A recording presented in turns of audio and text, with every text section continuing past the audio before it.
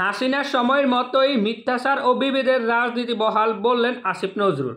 এখন যখনই এই বিষয়টা নিউজ করা হয়েছে ঠিক তখনই সেখানে অনেকে গিয়ে বলতেছে যে আসিফ নজরুল একবার বলছিলেন 26,000 ভারতীয় বাংলাদেশে চাকরি করতেছে, তাহলে 26,000 ভারতীয় কোথায়?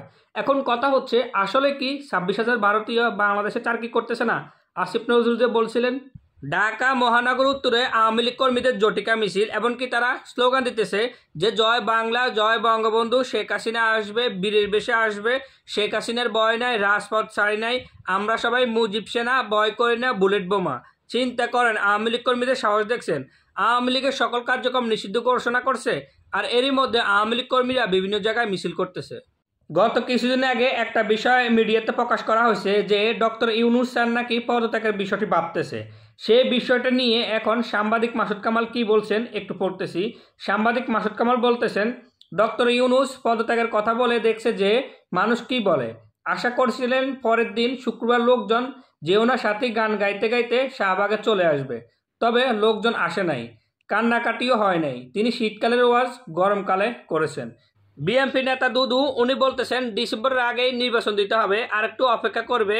যদি প্রধান উপদেষ্টা ডেট না জানায় তাহলে বিএনপি থেকে ডেট জানানো হবে। মানে প্রধান উপদেষ্টা ডক্টর মোহাম্মদ ইউনূস স্যার উনি জানাইছেন যে 2026 সালের জুন মাসের মধ্যেই নির্বাচন হবে, কিন্তু বিএনপি জানিয়ে দিয়েছেন যে ডিসেম্বরের মধ্যেই নির্বাচন দিতে হবে। তবে বর্তমানে দেশের যে পরিস্থিতি, এই পরিস্থিতিতে নির্বাচন দিয়ে দেওয়াটাই ভালো, কেননা একজন নির্বাচিত সরকারই পারবে দেশকে নিয়ন্ত্রণে রাখতে। নাহিদ ইসলামের সাবেক পিএসের বিরুদ্ধে 150 কোটি টাকার অভিযোগ উঠছে। মাত্র 9 মাস সুযোগ পাইছে, 9 মাসেই 150 কোটি টাকার অভিযোগ উঠে গেছে। যদি 16 বছর সুযোগ পাইতো তাহলে কি অবস্থা করতো? তারা নাকি চাঁদাবাজি, লুটপাট এ সমস্ত কিছু বন্ধ করবে, কিন্তু এখন দেখতেছি নাহিদ ইসলামের এপিএসের বিরুদ্ধে 150 কোটি টাকার অভিযোগ উঠছে। তাহলে চিন্তা করেন কার হাতে দেশ নিরাপদ?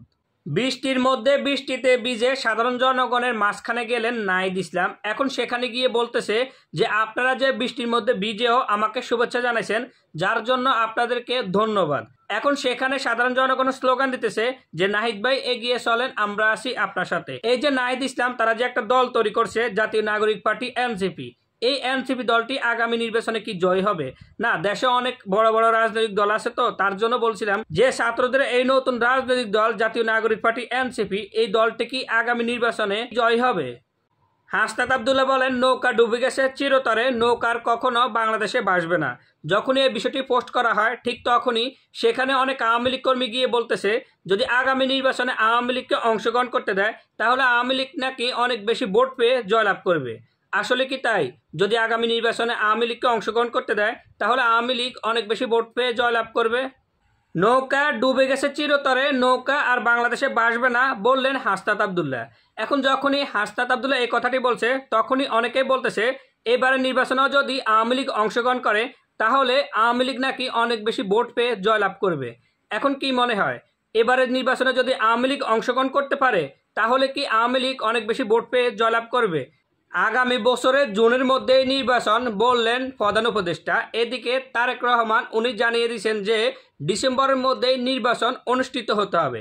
এখন কি মনে হয় কি জুনের মধ্যে নির্বাচন দিলে ভালো হবে নাকি ডিসেম্বরের মধ্যে নির্বাচন দিলে ভালো হবে? কেননা বর্তমানে দেশের পরিস্থিতি ভালো না, কিন্তু একটা কথা বলতে পারি, বর্তমানে নির্বাচিত সরকারই পারবে দেশকে নিয়ন্ত্রণে রাখতে। তারেক রহমানের এই কথাটা খুবই ভালো লাগছে। আজকের সমাবেশে তারেক রহমান একটা স্লোগান দিছে, এমনকি তিনি সবাইকে বলতেছে এই স্লোগানটা দেওয়ার জন্য যে দিল্লি নয়, পিন্ডি নয়, নয় কোনো অন্য দেশ, সবার আগে বাংলাদেশ। এটা উনি খুবই ভালো কথা বলছে, কেননা সবার আগে আমাদের বাংলাদেশকেই কিন্তু আমাদের ভালোবাসতে হবে, বাংলাদেশকে নিয়ে কিন্তু ভাবতে হবে। যার জন্য তারেক রহমানের এই কথাটা খুবই ভালো লাগছে। উনি যে বলছে দিল্লি নয়, পিন্ডি নয়, নয় কোনো অন্য দেশ, সবার আগে বাংলাদেশ। হাইকোর্ট নিয়ে বিরূপ মন্তব্য করায় সাজিদ আলমের বিরুদ্ধে আদালত অবমাননার আবেদন। গত